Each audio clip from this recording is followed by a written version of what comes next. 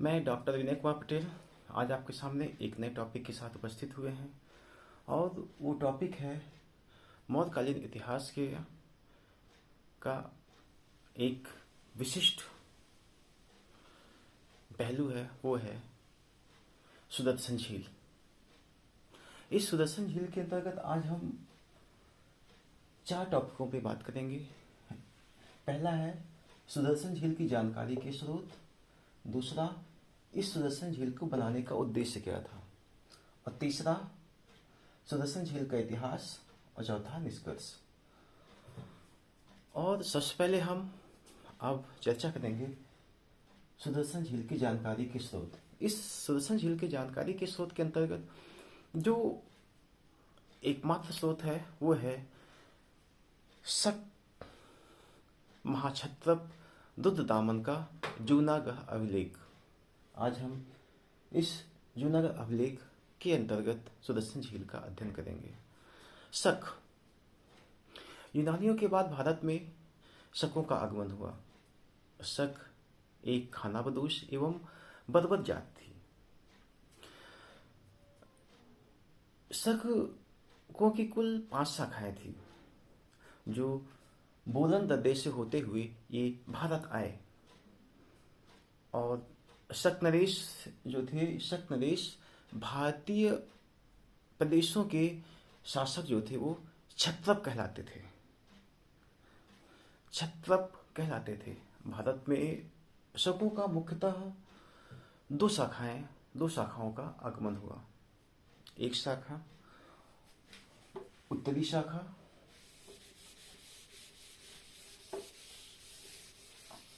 और दूसरी पश्चिमी शाखा।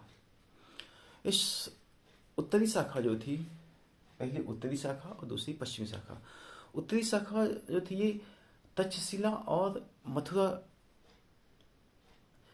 में ये लोग अपना शासन केंद्र स्थापित किए। और जो दूसरी शाखा थी, पश्चिमी शाखा थी, ये नासिक एवं उज्जैन के शासक थे। और यही बाद में सबसे प्रसिद्ध शासक हुए। और यही पश्चिमी भारत में 2 वंशों का, या पश्चिमी शाखा में 2 वंशों का शासन था, या 2 राजवंशों का शासन था पश्चिमी भारत में। एक थे छहरात वंश। पहला था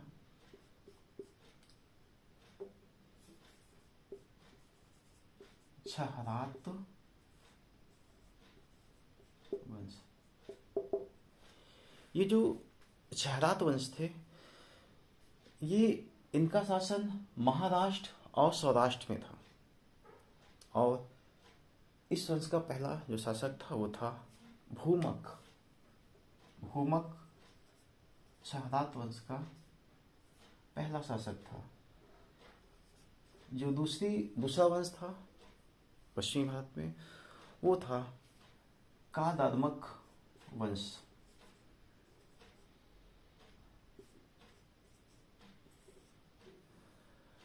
कादार्मक वंश।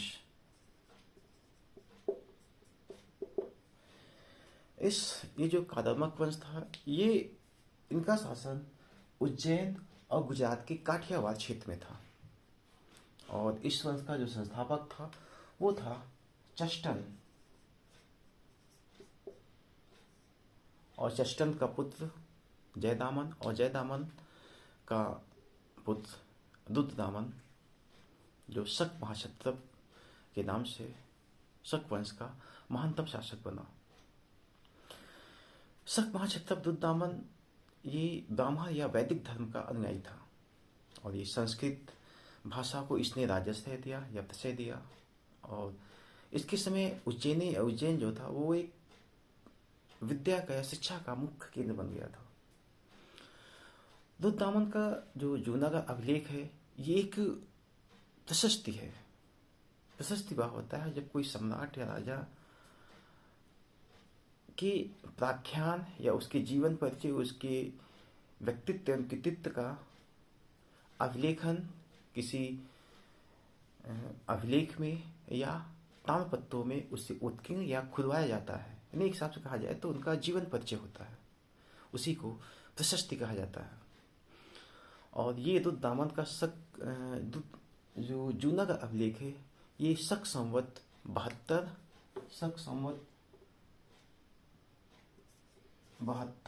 या ईस्वी से बात करें तो 150 ईस्वी में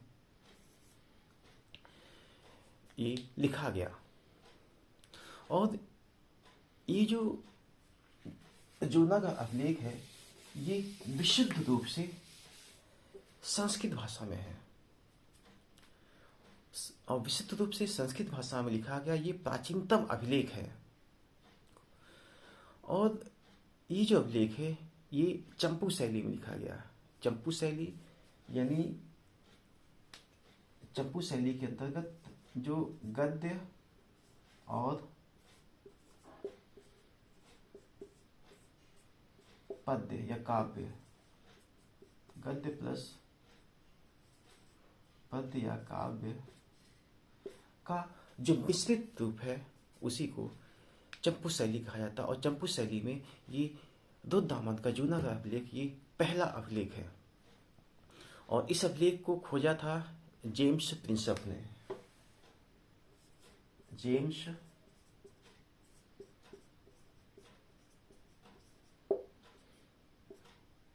प्रिंसप ने इस अभिलेख को खोजा था, और इसमें जूनागढ़ अभिलेख है, जूनागढ़ का नाम जो है वो है गिरिनार। इसमें जूनागढ़ का नाम गिरिनार मिलता है। और इसमें ही हमें मौर्य वंश के संस्थापक चंद्रगुप्त मौर्य का और मौर्य वंश के महानतम शासक अशोक का नाम भी मिलता है। और इसी अभिलेख में, इस दुत दामन के जूनागढ़ अभिलेख में हमें स्वयंवर प्रथा और प्रेम विवाह,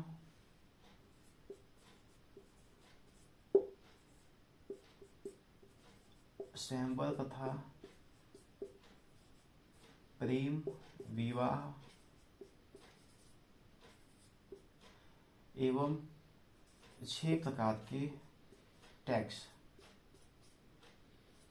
6 प्रकार के कर का उल्लेख मिलता है। ये 6 प्रकार के कर हैं। बलि कर, जो कि नाम भी उसका कर है, बलि कर, भाग, शुल्क, विष्टि।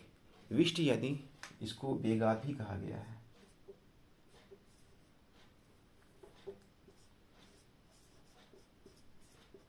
विष्टि यानी बेगार, इसको बेगार कहा गया है। और फिर प्रणय, करों का उल्लेख हमें इस अभिलेख में मिलता है। और इसी अभिलेख में हमें यौंधेय जो वंश था, गणराज्य था, उसका भी उल्लेख हमें इसी अभिलेख में मिलता है, क्योंकि दुत दामन ने यौंधेयों को पराजित किया था। और ये वही यौंधेय हैं जिनका इतिहास हम सिक्कों पर डिपेंड करते हैं। मतलब कि इनके इतिहास के बारे में, यौंधेयों के इतिहास के बारे में हमें इनके जो कॉइन, जो सिक्के मिले हैं उससे प्राप्त होते हैं। इनके सिक्के जो मिले हैं वो मिले हैं सबसे अधिक रोहतक में इनके सिक्के मिले हुए हैं। और ये दुत दामन जो था, ये इसको टाइटल भी, एक उपाधि भी दिया गया है, वो कहा गया है भ्रष्ट राज्य प्रतिष्ठापक। भ्रष्ट राज्य प्रतिष्ठापक की उपाधि भी दिया गया है। इसे अन्य उपाधि भी दिया गया है, जैसे इसे व्याकरण, राजनीति, संगीत एवं तर्कशास्त्र का पंडित भी कहा गया है। अब हम बात करते हैं इसके उद्देश्य। इस सुदर्शन झील को बनाने का उद्देश्य क्या था? यह सर्वविदित है कि सौराष्ट्र जो है गुजरात प्रांत में है, और ये जो एरिया है ये थोड़ा से सिंचाई या पानी की कमी यहाँ पे होती थी, और कृषकों की इस वजह से जो कृषिकोपज या खाद्यान्न का उत्पादन कम होता था। और कृषि कार्य हेतु चंद्रगुप्त मौर्य ने यहाँ पे इस झील को सौराष्ट्र में निर्मित किया। इसके अलावा दूसरा उद्देश्य ये भी हो सकता है कि इस झील को बनाने का एक मतलब कि लोक कल्याणकारी कार्यों के लिए भी हो सकता है इस झील को बनाया गया, मतलब लोक कल्याणकारी कार्यों को इस झील को बनाया गया होगा। अब हम बात करते हैं सुदर्शन झील के इतिहास के बारे में। जो तीसरा पॉइंट था सुदर्शन झील का, वो था इतिहास।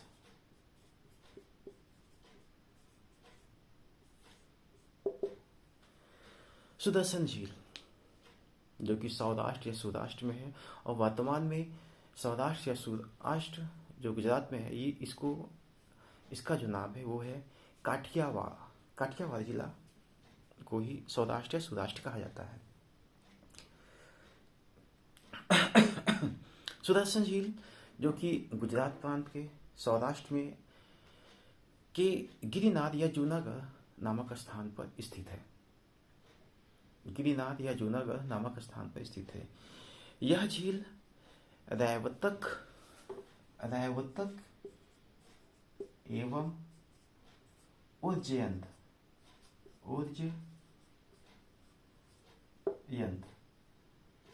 रैवतक एवं उज्जैन पर्वतों के जल स्रोतों के ऊपर, रैवतक एवं उज्जैन पर्वतों के जल स्रोतों के ऊपर कृत्रिम बांध बनाकर, आर्टिफिशियल बांध बनाकर पलाशिनी एवं सुवसिक्ता नदी, पलाशिनी एवं सुवसिक्ता नदी, पलाशिनी एवं सुवसिक्ता नदी को आपस में जोड़कर यह झील या बांध या झील बनाया गया है था। और जब यह बांध बना था या झील बनी थी तो वो करीब 100 हाथ लंबा और 68 हाथ चौड़ा था। मतलब 100 हाथ लंबा और 68 हाथ चौड़ा था। और अगर हम इस सुदर्शन झील को सामान्य शब्दों में कहें तो सुदर्शन झील का जो सामान्य अर्थ होता है वो होता है सुंदर पानी की झील। सुंदर पानी की झील, सुदर्शन झील का अर्थ होता है सुंदर पानी का झील। और ये झील है किसको को सिंचाई की सुविधा उपलब्ध कराने के लिए, प्रदान करने के लिए मौर्य वंश के संस्थापक चंद्रगुप्त मौर्य ने इस सुदर्शन झील का निर्माण कराया। और उस समय चंद्रगुप्त मौर्य के समय जो सौराष्ट्र या सौराष्ट्र प्रांत का जो राष्ट्रीय या राज्यपाल था वो था पुष्यगुप्त वैश्य। पुष्यगुप्त वैश्य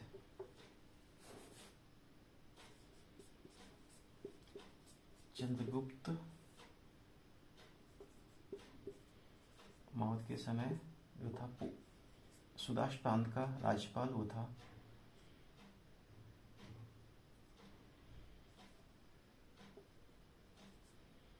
पुष्यगुप्त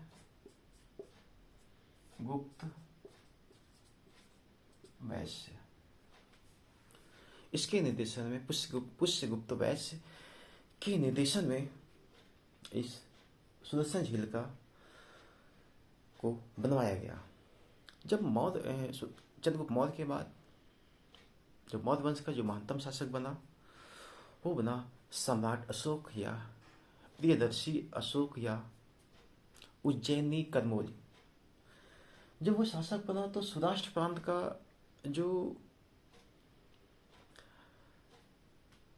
राज्यपाल था वो बनाया गया यवन तुषास्य अशोक के समय।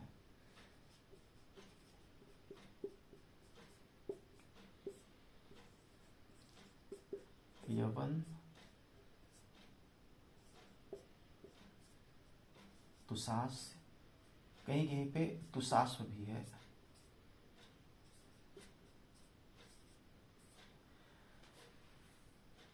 यवंत शासक को सौराष्ट्र का राज्यपाल बनाया गया। और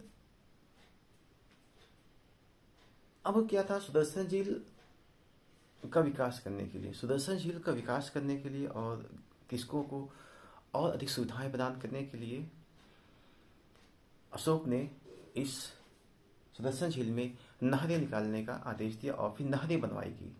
अशोक के समय उस क्या कहते हैं, यवंत शासक ने सुदर्शन झील में नहरें निकलवाई। लेकिन जब हम इस नहरों के माध्यम से कृषि उपज अच्छी हो गई और कृषकों की दशा भी सही हो गई, फिर इसके बाद इस सुदर्शन झील में अन्य जो कार्य किए वो थे शक महाक्षत्रप रुद्रदामन के समय।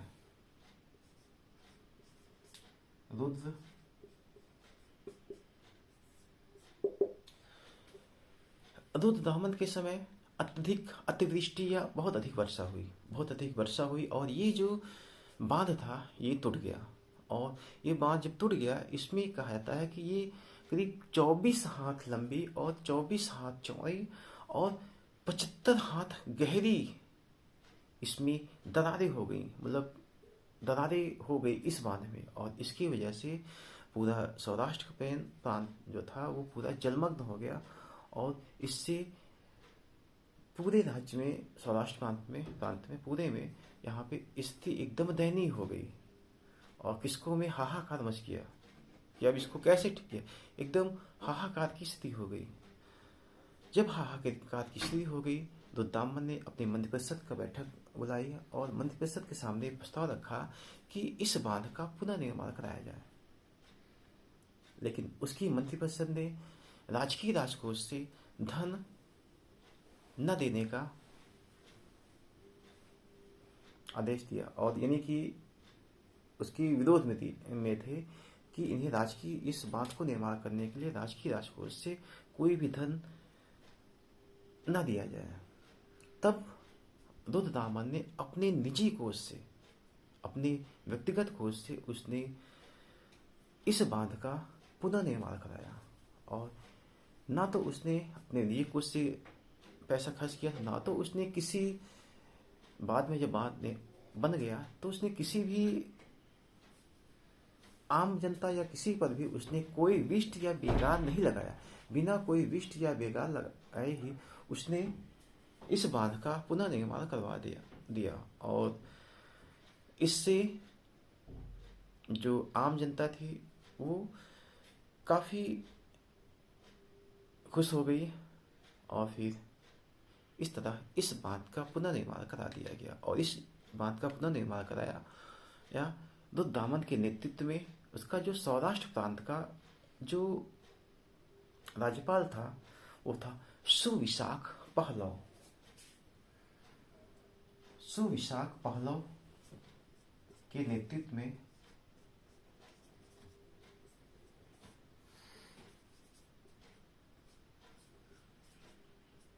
में इस बांध का पुनर्निर्माण दिया गया। कुछ समय बाद जब गुप्त वंश स्थापित हुआ श्रीगुप्त के नेतृत्व में, उसके बाद घटोत्कच, फिर उसके बाद चंद्रगुप्त प्रथम जिसने महाराजा धिराज की उपाधि धारण की थी, फिर इसके बाद शासक बना समुद्रगुप्त और समुद्रगुप्त के बाद चंद्रगुप्त द्वितीय विक्रमादित्य, फिर कुमारगुप्त और अंतिम में जब स्कंदगुप्त जब शासक बना तो स्कंदगुप्त के समय पुनः ये बात फिर वर्षा हुई और पुनः इस बांध में फिर पुनः दरारें पड़ गई और ये बांध जो था वो अब फिर पुनः वो टूट गया। मतलब उसकी ये बांध फिर पुनः टूट गया और इसकी जगह पे उसने जो आम जनता थी वो भी अब हाहाकार मचना शुरू हो गया। उसमें भी अब उसकी प्रजा काफ़ी कष्ट झेलने लगी। तब उसने अपने सौराष्ट्र प्रांत का जो गोप्ता या राज्यपाल था, उस समय सौराष्ट्र प्रांत का स्कंदगुप्त के समय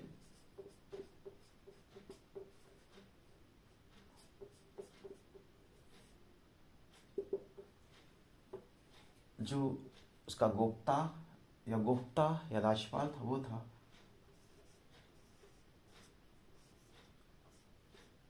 पानदत्त।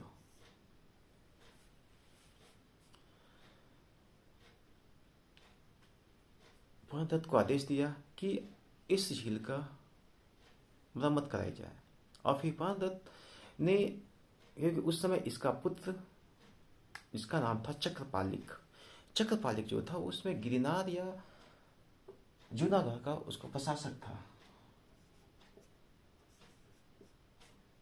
चक्रपालिक जो कि पानदत्त का पुत्र था, उसमें ये गिरिनार का प्रशासक बनाया।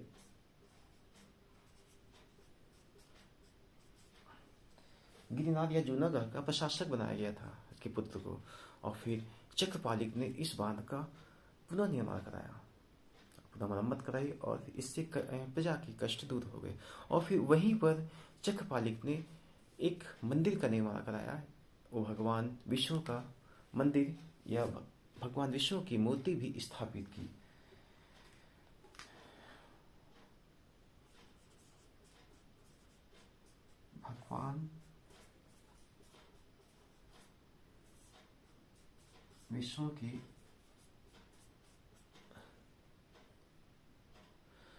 भगवान विष्णु की मूर्ति भी स्थापित की।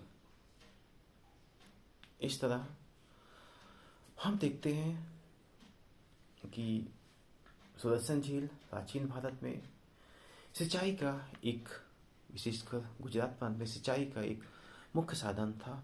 और इसकी वजह से पूरे सौराष्ट्र प्रांत में कृषकों की दशा में काफ़ी सुधार हुआ और उनकी कृषि उपज या खाद्यान्न में काफ़ी वृद्धि हुई। धन्यवाद।